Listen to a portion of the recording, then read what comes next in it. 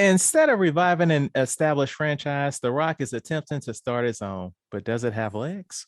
Find out when we discuss Jungle Cruise. I'm Chad. And I'm Matt. And you're listening to the 18th episode of We Used to Talk About This at Work.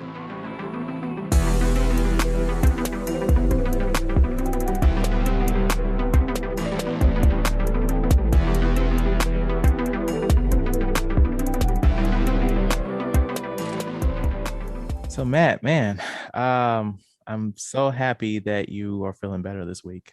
Me too. That's all you want to say? Nah, until I get more listeners, I'm not divulging my personal information to these people. I'm just saying, like, I'm just cruising on, like, all right, we're about to have a good episode. I took, Matt's going to be leading the charge on this one. I could just sit back, and then 2 hours beforehand, hey, man, I'm not feeling well. And I'm like, wait, what?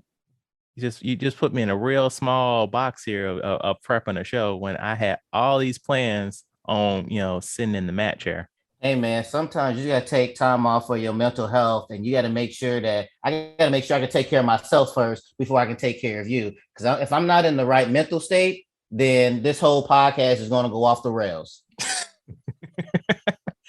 Fair enough.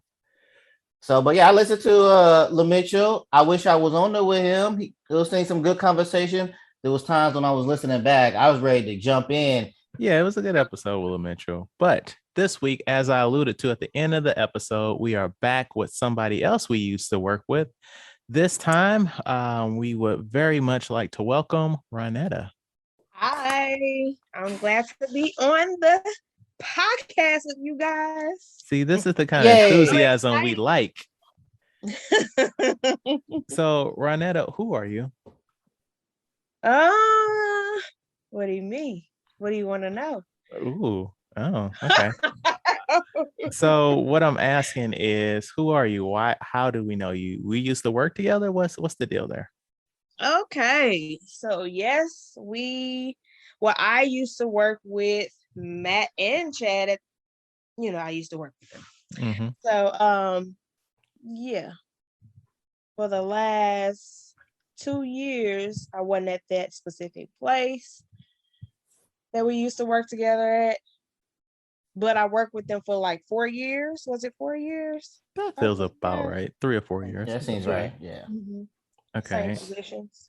So, Ronnetta and Matt came in on the same training group. The same training group that Sarah from a couple of episodes was on. So Matt and Ronnetta have that in common. Mm-hmm. So something that has stuck with me with my time with Ronnetta is that your little catchphrase when you would be like, determination, chat. I've got determination. And you know what, Chad? Once you said that, I thought about that, but I ain't never said determination since. So it died with me, huh? No.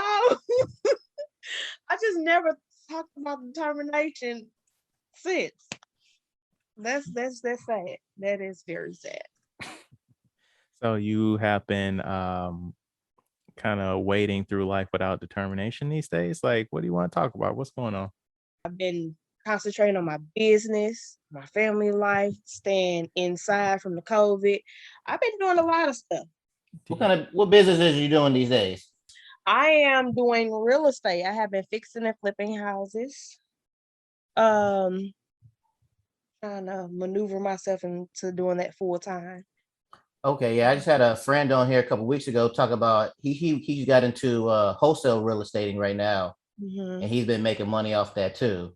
So I guess the real estate or to get in real estate right now is a good idea, or maybe I guess people have more time to do research and learn about it right now. Exactly. Yeah, it's wholesaling. It's a lot. Believe it or not, it's not easy. I mean, it may seem like it's easy, but it's a lot you have to do when it comes to wholesaling. Yeah, because he sent me a lot of stuff to watch, and because I was thinking about getting into it, and it's a lot of stuff. It's a lot of trial and error stuff because you have to do the contact calls to get in there. Then you have X amount of days before you can find a buyer unless you got to relinquish a contract. Like he explained to me, and I would like to do it, but it's just you know, you have to have a lot of time to invest in it. Where already having a job and family is kind of hard right now for me. Yeah, and not only that, believe it or not, they say you don't have to invest so much money into it, and you don't. But in order for you to make the money, you do got to invest a nice amount of money for your what you Return call on it? investment. Yeah, you for your marketing, and Mhm. majority of it is your marketing, but you got to have a lot of time into doing stuff like that. But Yeah. I started off doing wholesaling, just to sum it up, and I had a few deals with the wholesaling thing, but it, like I said, like you said, you got to put a lot of time into that, so that's why I got to doing fixing and flipping. And I can really say I really enjoy it. It's fun to me. It really is fun. What all are you specifically doing now? Like you actually getting in there and like pulling stuff out and putting stuff in? Yeah, I'm demolishing things and making my own design in the house, and like my husband, he's the head contractor. He still has his business with the trucking business that he had for years. Okay. But we got into the real estate thing, and I made him the head contractor. He negotiate the subcontractors to come do the jobs and stuff like that. Okay. But I make the decisions as far as the design and decorating and the paint colors and the backsplash and everything. It's just fun, and it ain't even have to involve money with me. Like I can do it for free. It's that fun to me. So we should expect a show with you and your family on IGN or something about you flipping houses and stuff. Well, to be honest with you, my husband is not really a social media type guy. Like I don't mind it being social media or whatever, but he's not really a social media person. But I probably would do something like that. That's something maybe later on down the road to do. Yeah, because you got a good personality to be on TV. I guess. I'm trying to leave a legacy for my family. I get that. So yeah, grab a few rentals within the next 6 months. And when I say few, I would say like maybe 10 Jeez. at the least. I want at least 10. Right now I have 3. So if I get 7 more within the next 6 months, I will be good. Like with Okay. those 10 rentals. Let me ask you a question. So when you rent them out, do you go through a rental management company or are you doing everything yourself? I'm doing everything myself. I like to have hands on deck myself. Now, not to say that I'm not going to get someone to help me with management. I am going to eventually get a property manager when I get up to probably like 7 or 6 or 7 properties, then yeah, I'll give me a property manager. Especially Okay. if I'm working full time, you know. Okay. Cause yeah, before I came here, I was trying to figure out what I want to do in my house, and I'm like, maybe I should rent it out and everything. And then the whole process just went so fast. I had enough time to do research on renting it versus or doing it myself versus property manager. So I was like, fuck it, I'll just sell it. But now I've been like having a lot more time to look into these things. So I know like once I get to the States again, whatever place I'm get when I leave again, I'm gonna be renting it out. So I'm also looking into how to get a house here and rent and just do it both ways, stateside and in Japan. Yeah. But I was looking at some of the laws and rules, and it's kind of hard for foreign nationals to buy property here. So it have to be like solely through the wife's name. I just got to figure out more research on how that process works over in Japan. Yeah, I know a lot of people they actually wholesale houses. Like people that live in the Philippines, they wholesale houses in the States. Like they live in the Philippines, but they still sell houses in the States. See, that's what I'm trying to do. I'm trying to be making this money while I'm over here. Yeah, you can. It's a possibility you can, but like I said, like you said, it's a lot of research, it's a lot of time you got to put into it in order for you to make some money. Right. So Matt, what you been up to? Man, I've been up to a lot, but this ain't about me right now. I want to focus the conversation to the rich, to the famous, to the apparently the nasty. So, have you guys been hearing about these celebrities not bathing themselves? I feel like I first heard it when you mentioned it on the show a few weeks ago. Have you heard about it, Ronnetta? On Instagram. Like, what is going on? I'm talking about kids and all. So to catch you guys up on how this began, Ashton Kutcher's wife, Mila Kunis, was on Dak Shepard's Armchair Expert podcast. And that's where she says that she doesn't wash her kids, 6.5 and 4.5. She doesn't wash their kids unless she visibly sees dirt on them.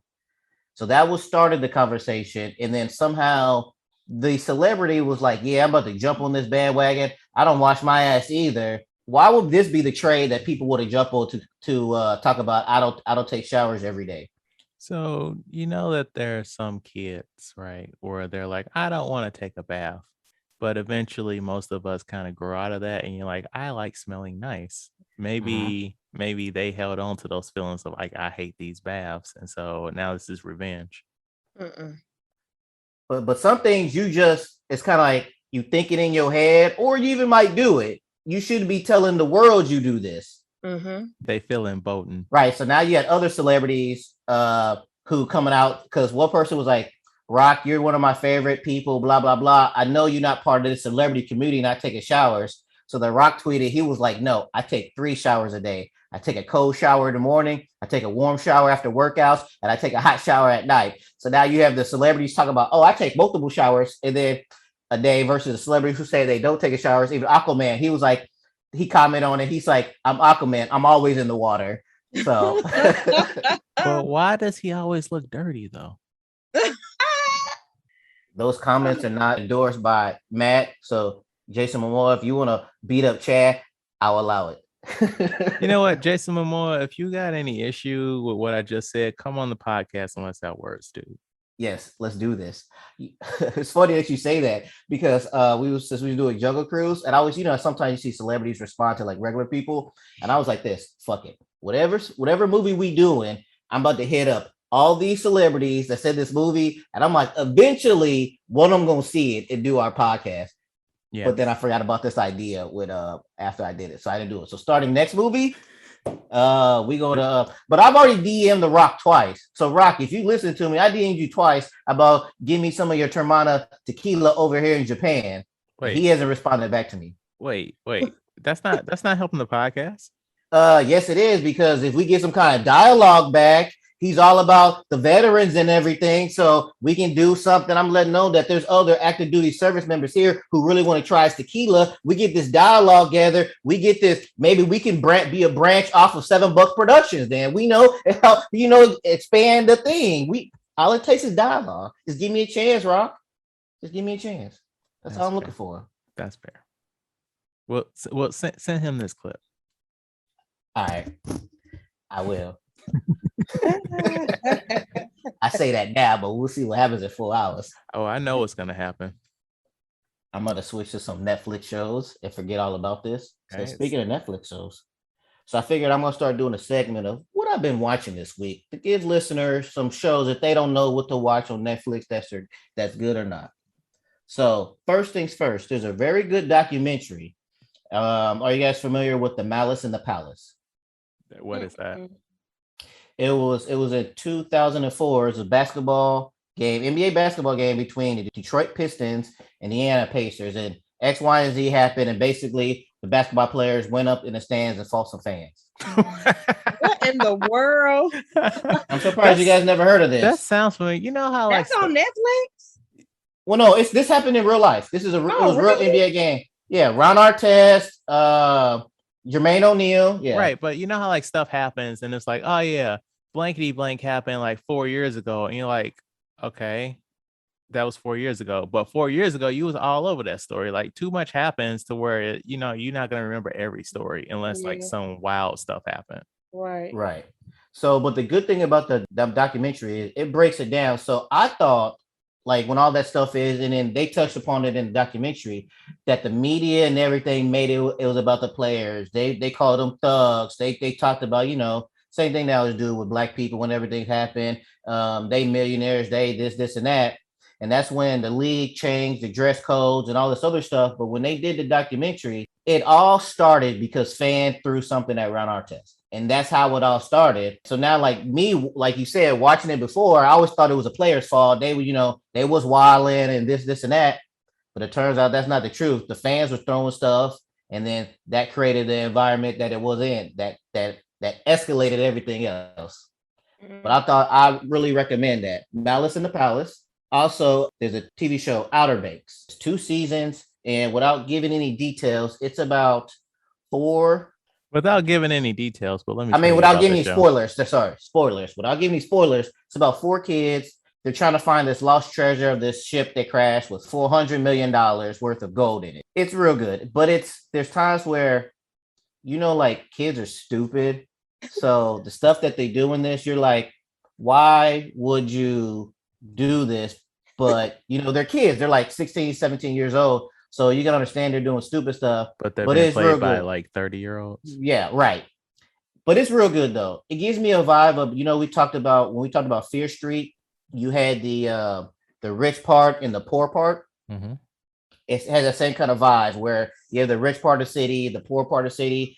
These people don't like each other vibe to it. But yes, I'm almost done. It's 10 episodes of season 1, and I'm on episode 9. So I recommend those. And then I give you the stuff I like. I'll give you the stuff I don't like. So I just watched this movie, Beckett, with David Washington. Garbage. His last movie that he was in, Tenet, garbage. That was more garbage because it was just so confusing you couldn't understand nothing. This one is basically I'm gonna spoil this because I'm letting you know you shouldn't watch this. You said Beckett? Beckett. No, that's one you don't write down. I want to write it down to see if it's trash.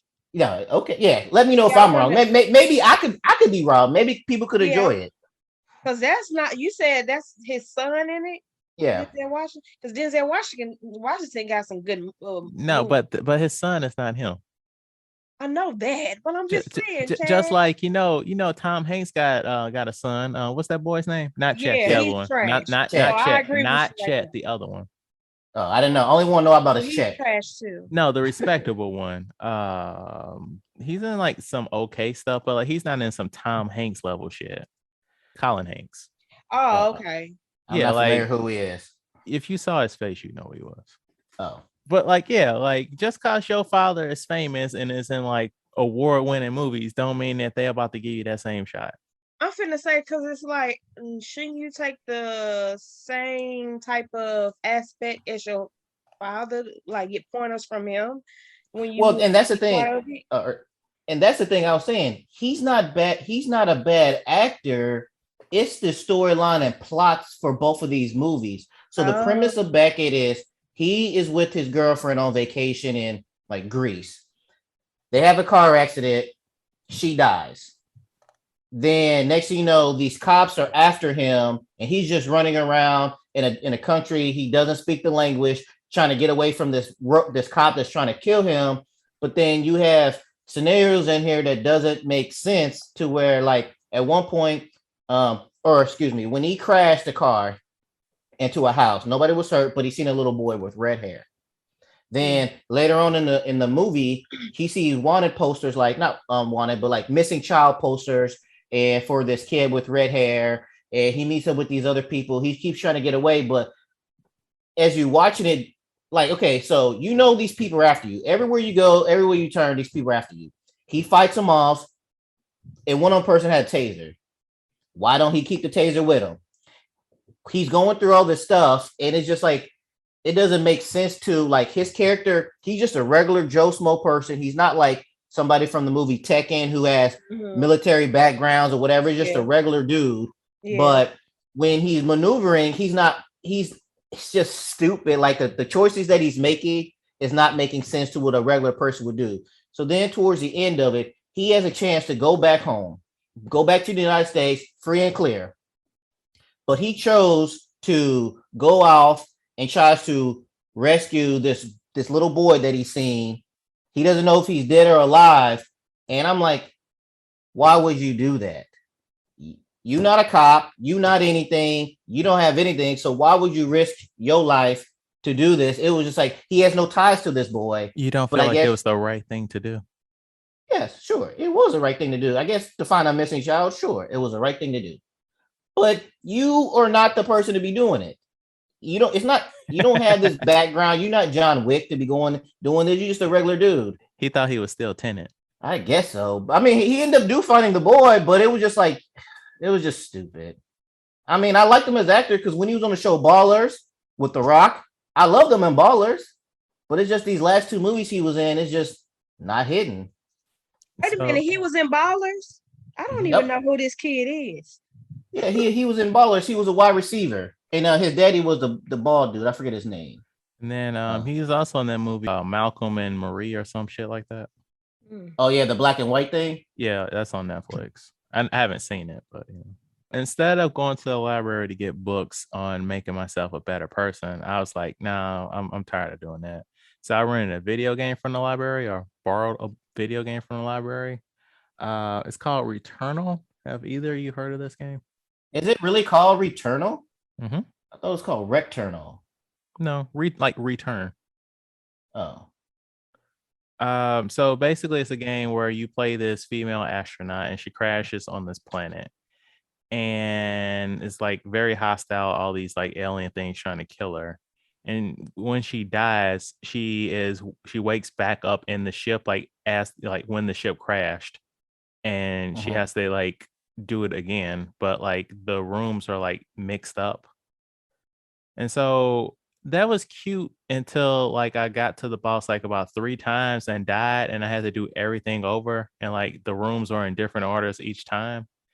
So I got that game like Tuesday or Wednesday from the library, and I finally beat the first boss Friday. And then I got to the second area and I was like, fuck this game. So yeah, it has its moments of being fun, but like I'm not somebody that's like, oh yeah, I love a game where I can't die, because like sometimes I get sloppy, you know. I'm gonna need that auto save. Like as soon as I go into the boss area, I'm gonna need the game to save, and when I die, I need to be able to just come right back to the beginning of that fight. And I'm not trying to fight all these other people. I want these power ups. I want my health bar to be full. And it's just like they just throwing you out to the wolves, and I wasn't here for it. So basically, you have to start all the way over when you right. Like you like when you progressing through like the world and stuff, trying to get to the boss. Like you can find items to like make your health bar bigger, or you can find like bigger, better guns and stuff, and you lose all that. Dang. Yeah, you missed that square one.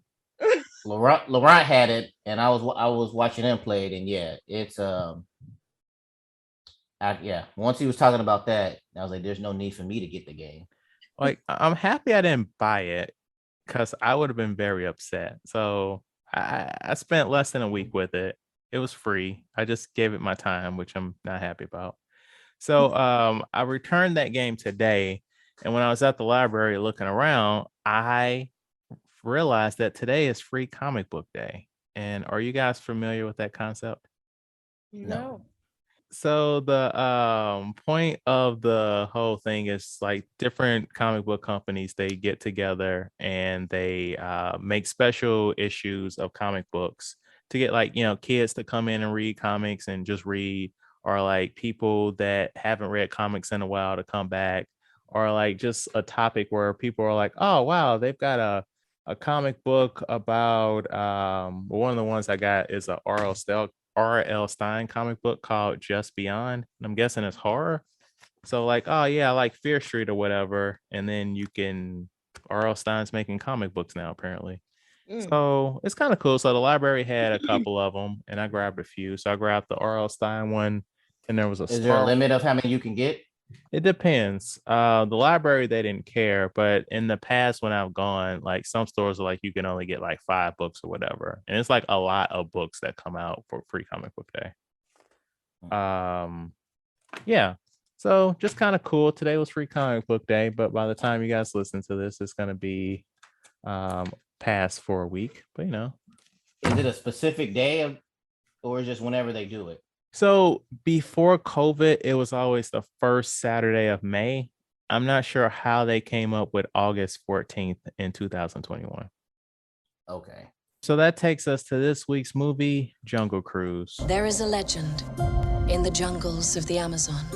of a tree that heals all. It could change the world, but if it gets into the wrong hands, it could awaken a great evil. Know this about the jungle. Everything that you see wants to kill you, and can. Careful. They could smell fear. Oh, I got you.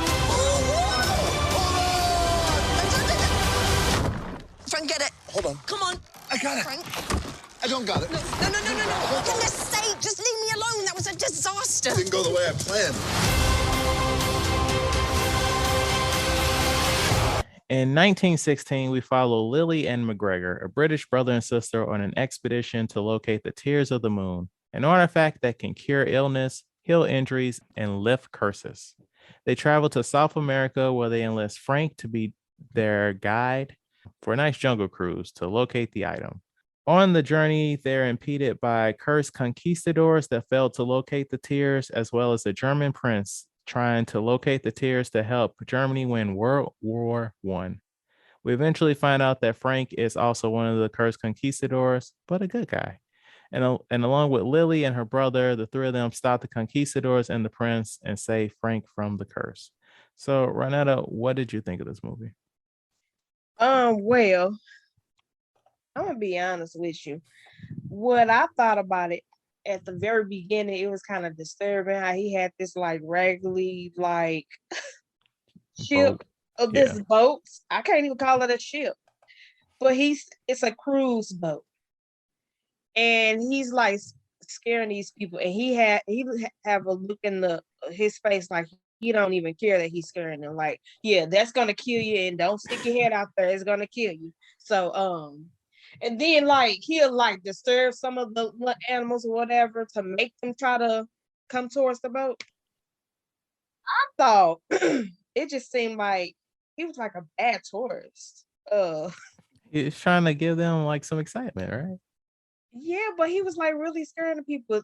But one guy said, "Oh, I knew we should have went on the other cruise." So, have you've been to Disney World, right, or Disneyland? Either Yeah. or. So, have you ridden the Jungle Cruise ride? No. So, me either. Matt, have you? Nope.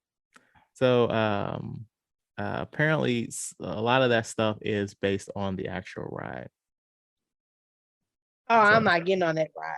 I mean, it's not. It's gonna be, more neutered. How Disney is. Yeah, and I understand that.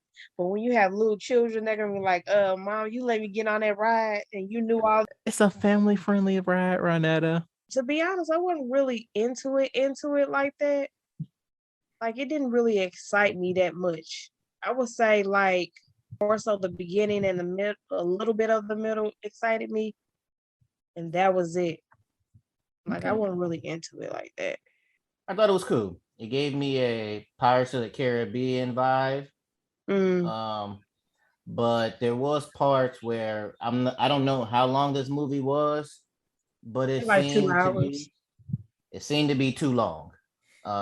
So I thought it was good. I think this could easily be branched off into franchise with other stuff, but just like the Pirates of the Caribbean, but it just feels, I don't know, it just felt so much like Pirates of the Caribbean. It's like you have this idea of like, I want this Jungle Cruise concept. Now base all this other stuff around Pirates of the Caribbean. And there were a lot of similarities, like, there was a curse that made the person immortal and all this other junk, and running around trying to get the magic items and stuff. Mm-hmm. Yeah. I liked Emily Blunt's character. The Rock is the Rock in every movie, so right. That's fine. It just seems like, okay, so let's go back to where they got shot with the darts, and then he had those people dress up as the inhabitants of the jungle. Right. And I was just thinking, so you can't pay your bills, but you're getting these people to do this? Like, they've explained why he was doing this, or how did he get them to do this? I thought he was paying them. Right. So that's what I thought so too. So I'm like, although since he is immortal, maybe he did something for like their ancestors, and so like they're eternally in debt. if you know what, since he's immortal, he really fucked up on his business ventures. If you immortal, you should have been doing better with your investments and everything like that. If you immortal, you should not be poor. Also, if you're immortal, how are you bald? Right. So it's weird. He needs better investment manager than something, because he shouldn't be poor doing And this. then his ship kept on breaking down. Right. So yeah, I'm with y'all. Like, this movie was okay. Like, I'm watching it and like the opening, and like Emily Blunt is like sneaking around trying to steal some stuff, and I'm like, okay, like this scene feels choreographed well. Like when she was dressed up like the explorer, and like she like moved when somebody else moves, and she's trying to open up that crate, and she was trying to bust open the crate while somebody else was chiseling. I was like, that's cool. But then when we got to the bit where it turned into an action scene, because the prince was like, what are you doing here? Like, they had like these, at least for me, kind of took me out the movie, these close-up shots on Emily Blunt's face. And it felt like you were watching a movie from like the 80s, where it's like somebody's flying or something, somebody's like doing something like really amazing, but like this is the 80s and they don't have the money or like the technology to really show it. And so it just felt cheap. And so like that happened like a few times in the movie. And so like that whole sequence happens, and that's like about 15 minutes into the movie. And then the title comes up. And I was like, we didn't do this already? I thought I was the only one that recognized it. I'm like, dang, I know this is the movie, but dang, it's just not bringing up the title. I'm like, we could have did that like after they had the flashback at the very beginning of the movie. Okay, so then we bring up that, you know, Emily Blunt can't swim. I'm like, okay, all right, let's see what we do with that. And so she has to get in the water. I'm like, okay.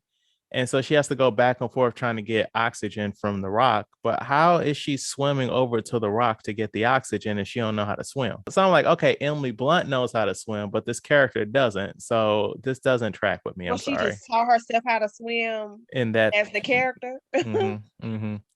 And then like the very last complaint I have about this movie is that I did not feel this chemistry. Like The Rock and Emily Blunt don't have chemistry. And them pushing them to have a romantic relationship just felt off. So that just felt weird. Like the whole antagonism they had when he was calling her Pants and she was calling him Skippy, that was fun. Like, you know, they're friends, like they goof on each other, but then like you want to be like lovey-dovey and stuff with each other. I'm like, this doesn't track at all. I'm sorry. Yeah, I was gonna say, it's kind of like, if you want to watch it for what it is, it's like you said, it's like they was goofing on each other, and you know, after that, because they didn't like each other, so the end goal be like, at the end of this, we're friends now. But then when you like, oh, it's a Disney movie, so instead of them being, we friends now, we're gonna date each other now, we're gonna kiss and everything like that. So it was kind of like, sometimes it's kind of too hokey stuff. Yeah. It's like at the end when they all drive away and the leopard's in there, and she's teaching him how to drive, and it's kind of, everything don't have to be so tied up in a bow. Right, yeah. Everything's going to be clean cut, and here you go. Sometimes it's okay to leave things a little bit more choppy or not as defined or anything like that. Or it's okay to leave a cliffhanger or something. If you want this to be a new franchise, do something instead of just, a nice little bow. Because then you're just going to get stuff like, well, I was thinking of Pirates of the Caribbean too. Well, no, Sherlock Holmes, because even with that, you still had Moriarty. Right. So yeah, I agree. Like, I don't know where we go from here. Like, yeah, okay. Obviously in the sequel, they're gonna have another Jungle Cruise in somebody else's water. Gonna be a sequel, or they already said that? I don't think there will be.